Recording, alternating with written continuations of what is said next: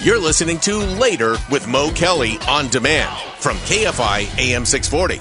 Back in the late 1980s, Michael Harris, known to many as Harry O., was arrested not only for drug trafficking, but for attempted murder, a crime he says he did not commit. But that's only part of the story. He's also known as co-founder and co-funder of Death Row Records, one of the most prolific music hip-hop labels in history. That's only part of the story still. Later, the victim in Harry O's case recanted and the attempted murder charges were dropped, but Harris continued to spend time behind bars for the drug charge to the tune of 33 years. It wasn't until 2021 when then President Donald Trump commuted Harry O's sentence that he again saw freedom. That has inspired him to delve into politics with even a mission to help voters like you and me understand what policies and programs impact people the most right where they are. Harry O joins me now on the show. How are you this evening? Thanks for having me on your show. How you doing? I'm doing well. I know a little something about you. You were an East LA kid, and back then, just the neighborhood where your family buys a house can be a problem growing up. What do you remember about life at 46th and Central, and what did it mean when you moved, like, to Avalon? Oh, well, you said a problem. I mean, we had to navigate it. So, growing up, that was just about the time that gangs became an issue. And so when we moved from Avalon to 46th Street, you moved from a Crip neighborhood to a Blood neighborhood. And me and my brother, we just had to navigate it, brother. And in a way, I think it worked out because we came from two different neighborhoods. We lived in two different neighborhoods. It allowed us not to take sides and actually became gang members because we pretty much had friends over here, we had friends over here, and we swore that we would never do that. And so we didn't. And so we just kind of had our own way of moving through our community. I'm quite sure growing up, you saw a lot of people go to prison and you was never your intention to go to prison. But what were you considering growing up? If it wasn't gangs, what did you want to do? What did you aspire to do? I mean, you gotta understand back in those times, our neighborhoods were pretty vibrant to me. You had, black owned businesses. And so you had examples of what business looked like. And so, and we had mentors, in those communities that ran those businesses that was always trying to, share some of that wisdom. So I wanted to be a business owner as a young man, just watching how different people ran their business and the pride they had in doing so. So at a young age, my mother also had her own business. So I was able to watch her conduct her business and how she was able to deal with her customers and how she was able to take care of business and take care of books. And I learned a lot from just watching her do what she did. None of us can foresee what the future may hold, but we all make decisions, and our decisions have either consequences or they have results, some could say. And I know from the people that I know who've gone to prison, right, wrong, indifferent, prison changes people. How did you manage to retain your humanity despite those 33 years? First of all, you gotta have God in your life at some point, or you will just disintegrate in that type of environment. You have to have something that's real. And the only thing I found that was real in prison was God. And I mean that as real as you could be. I think people toss that around a lot, but unless you're in a pit, like where prison can be considered, you don't really know what being connected to God. I mean, I wouldn't say you have to go to prison to be connected to God. Don't get that confused. What I'm saying is that there's nothing between you and God when you're in a situation like that. Mm-hmm. And if you don't connect to that, I have seen people destroy themselves in those settings because they didn't have nothing to rely on that was real. Coming to the end of your prison term, you probably knew or were in contact with Snoop Dogg, who was advocating on your behalf for a pardon or a commutation from then President Trump. How aware were you of President Trump at that time, or politics in general? I mean, I got 33 years. I got a lot of time on my hand. So I read a lot, and I used to watch all the news channels. And so I was always concerned about why, every 4 years or whatever the cycle is for local, that we keep having the same issues. And it was like, when it come to our communities, they were not growing. Actually, they was being depleted. And so you can't help to become, I won't say I'm in politics.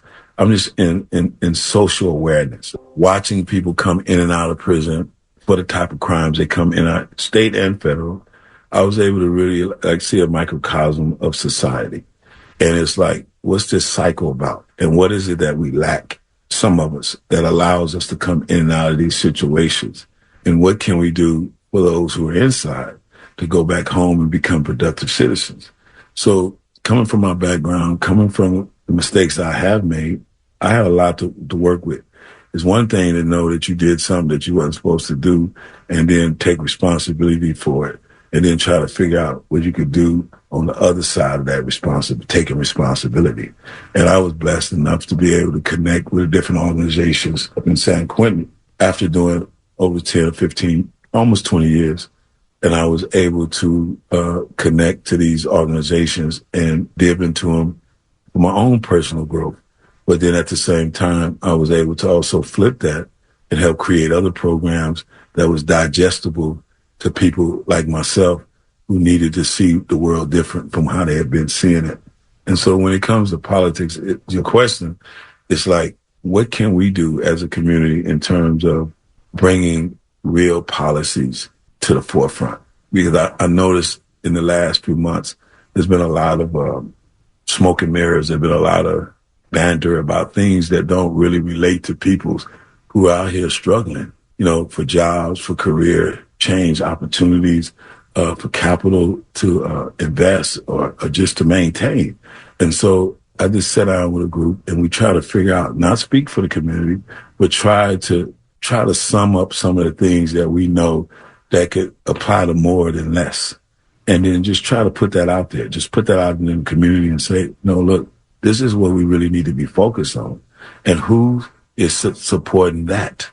And that's who we want to support.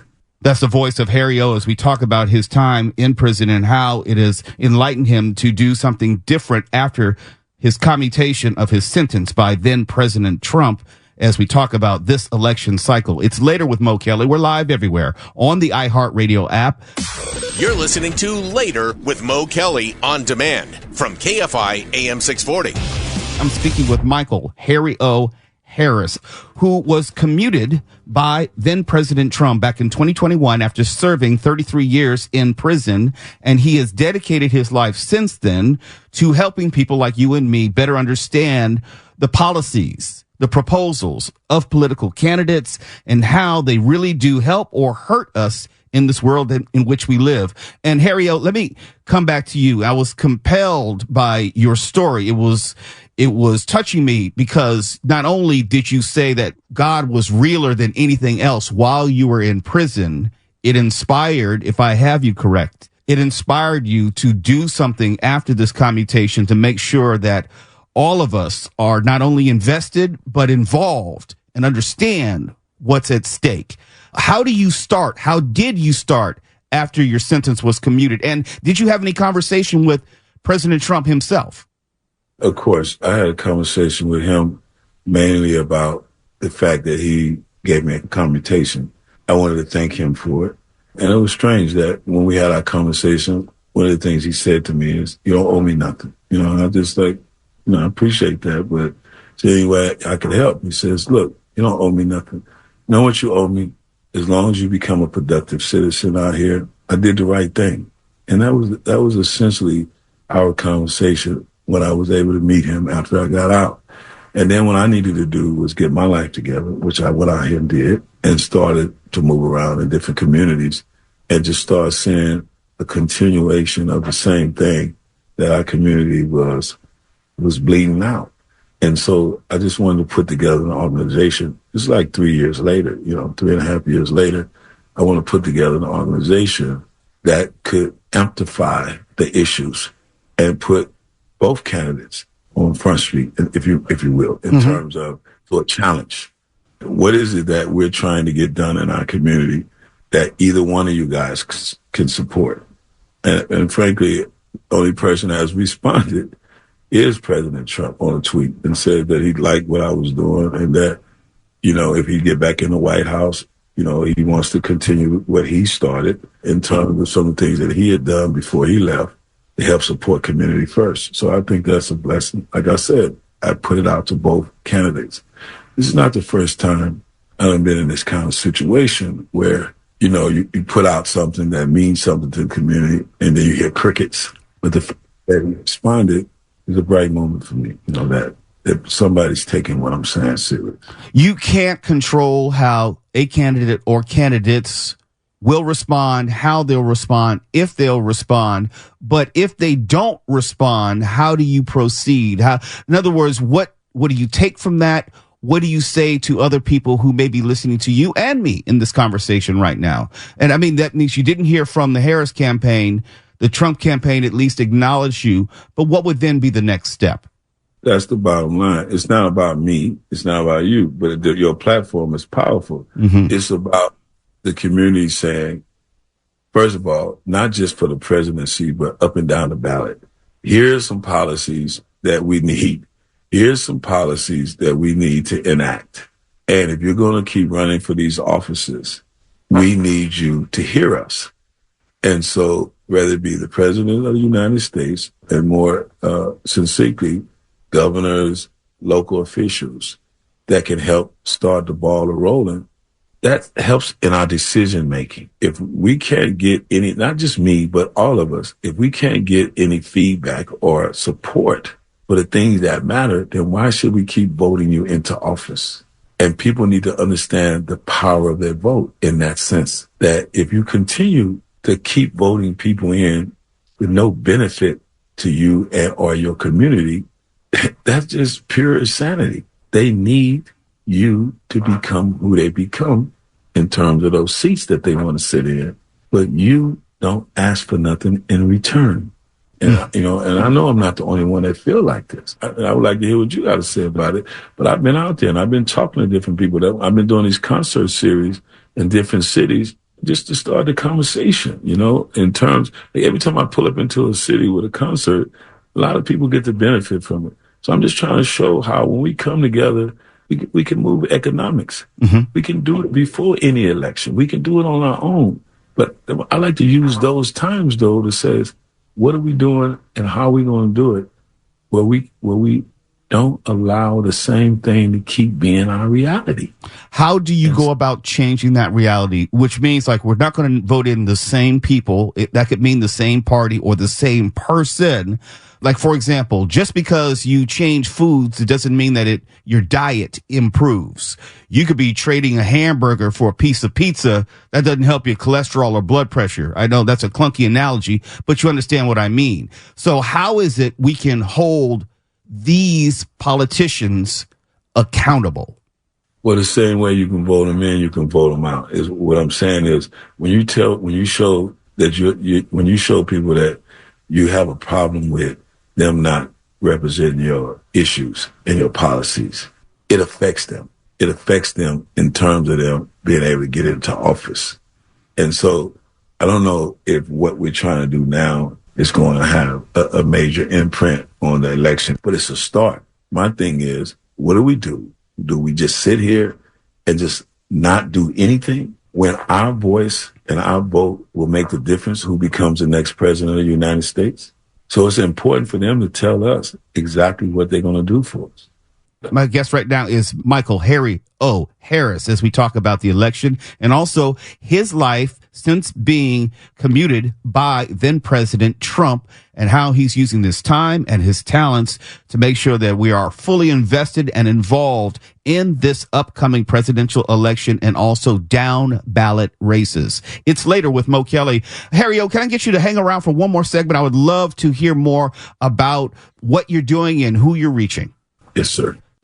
You're listening to Later with Mo Kelly on demand from KFI AM 640. I've been speaking with Michael Harry O. Harris. I've long known of Harry O because he is an original co-founder and co-funder of Death Row Records, one of the most prolific hip-hop music labels in history. I know him from his time in music, and that's not done.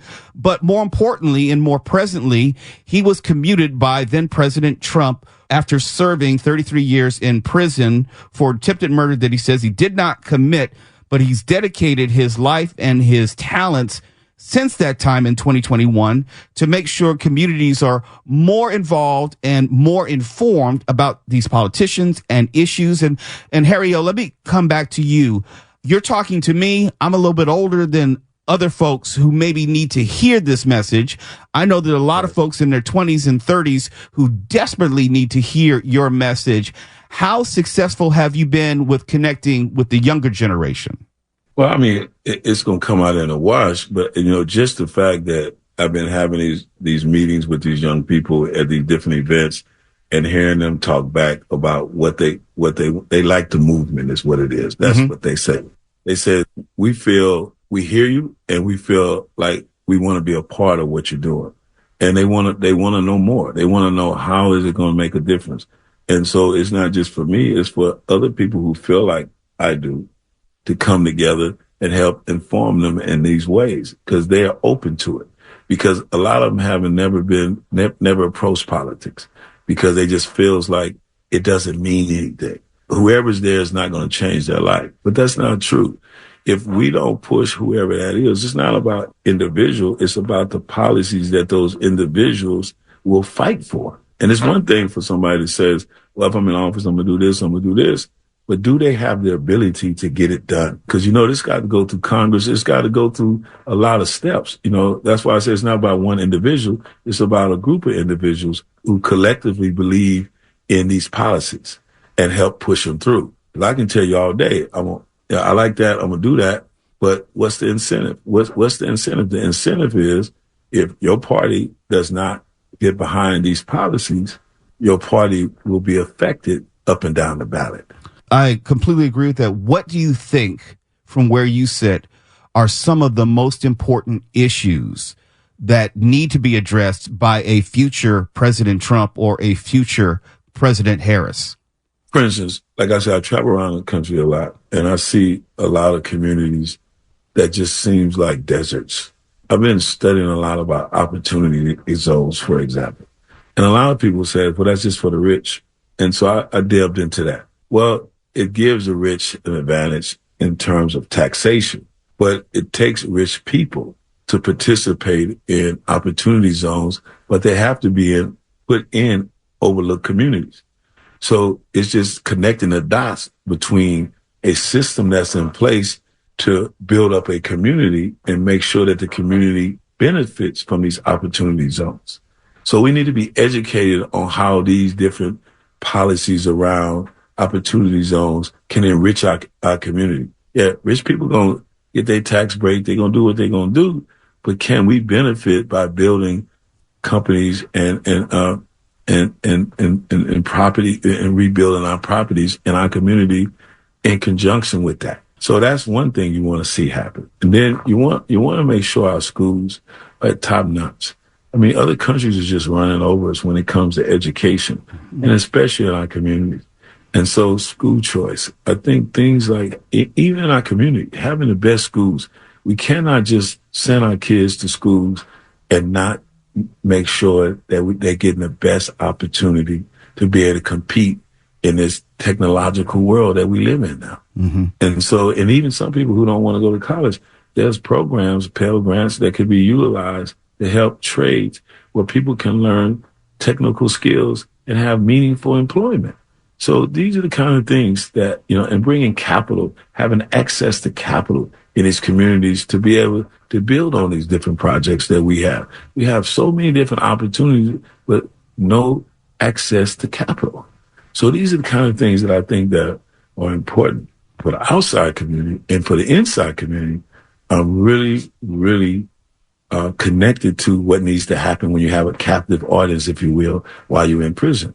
So that's the second part of our agenda, where you want to give the reform agenda. You want to make sure that while people are incarcerated, that they're learning and have access as skills while they're there, training skills, so that when they come home, the Second Chance Act should be also available to them. People should be open to giving these people a new opportunity to change their life, especially if they done did the work while they behind the walls to come out and be able to take care of their family and be meaningful and functional individuals in society. I don't seen it happen. I've seen people go through these different programs, get skills, and come home and do miraculous things. Michael Harris, I could speak to you all night, but I don't have that luxury. But I know someone was informed and influenced by this conversation and wants to know more about what you do and how they may connect with you. How can people go about doing that? Well, you can go to at Community First Action or also communityfirstaction.org and read up on some of the stuff that we're doing and also tie into us and see how we can work together to make these agendas and policies real. Michael Harris, I've known of you, as I said before, for many, many years from a music industry standpoint, but I'm pleased to see what you're doing in and outside the community, which is trying to make this place a little bit better than how we all found it. So I salute you and I thank you, sir. And I want to thank you too. Your platform is powerful, is respected, and we need more people like you that open your doors so we can have these kind of conversations. So I thank you, my brother. Thank you as well. It's Later with Mo Kelly, KFI AM 640. We are live everywhere on the iHeartRadio app. You're listening to Later with Mo Kelly on demand from KFI AM 640.